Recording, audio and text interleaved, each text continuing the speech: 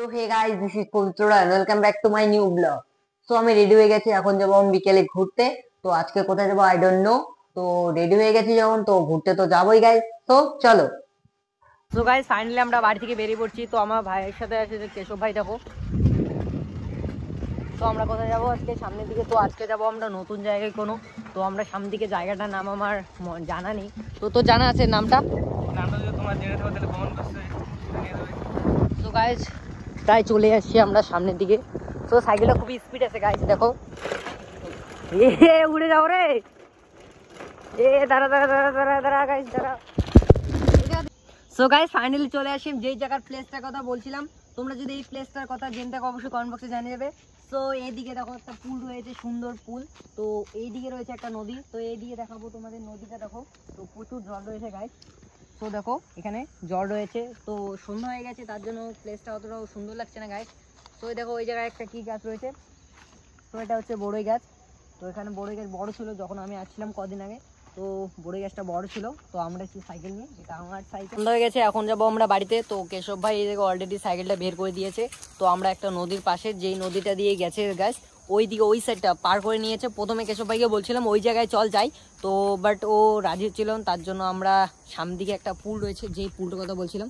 তো ও ভাবছিল এই পুলটা প্রথমে দেখে নেবো। তো ও ভাবছিল খুবই সুন্দর হবে। তো এমনিতেও খুবই সুন্দর। তো বাট ওখানে যাব, ওখান থেকে যাবার পর নদীটা একটু নামবো, হাত মুখ ধুয়ে তো চলে যাব আমরা বাড়িতে। তো এমনিতে সন্ধ্যা হয়ে গেছে গাইস। তো চলো, নদীর কথা বলছিলাম, ফাইনাল চলে আসলাম সেই নদীটাতে। তো দেখো এখানে বড় বড় পাথর রয়েছে, তো পড়ে গেলে একদম সমস্যা হয়ে যাবে। তার উপর কেশব ভাই ভয় পাচ্ছে, তার জন্য উপরেও দাঁড়িয়ে আছে। সো গাইস সন্ধ্যা হয়ে গেছে, অলরেডি বাড়ি যেতে হবে।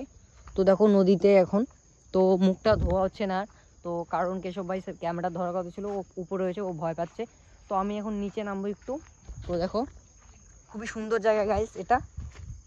সো দেখো নদী রয়েছে পাশে। তো আমাদের বাড়ির পাশেও একটা নদী রয়েছে, আমি স্নান করি মাঝে মধ্যে যাই। তো সাঁতার পারি না, বাট ট্রাই করি।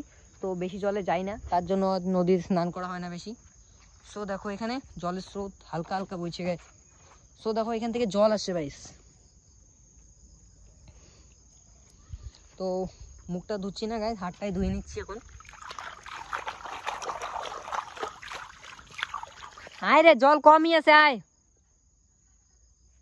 গাইস তো আসবে না। তো আমি হাতটা ধুয়ে নিচ্ছি। তো হাত ধোয়ার পরে আমি চলে যাচ্ছি এখন বাড়িতে। তো এমনিতে গাইস সন্ধ্যা হয়ে গেছে, তার জন্য আমাকে বাড়িতেও যেতে হবে এমনিতেও। তো অনেকটা দূরে এসে পড়েছি গাইস। তো তোমরা কে কে এই জায়গাটায় আসছো অবশ্যই কমেন্ট বক্সে জানিয়ে যাবে। তো এখন আমার যেতে হবে গাইস বাড়িতে।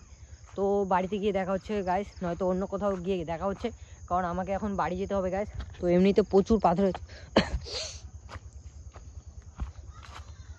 সো কেশব ভাইয়ের কাছে চলে আসলাম, এখন আমার সাইকেলের কাছে যাব। তো সাইকেলের কাছে গিয়ে একদম বাড়িতে চলে যাব, কারণ আজকে সন্ধ্যা হয়ে গেছে গাইস। সো দেখো চারিপাশটা ভিউটা একবার দেখে নিচ্ছি, যদি তোমরা চিনে থাকো অবশ্যই কমেন্ট বক্সে জানিয়ে দেবে।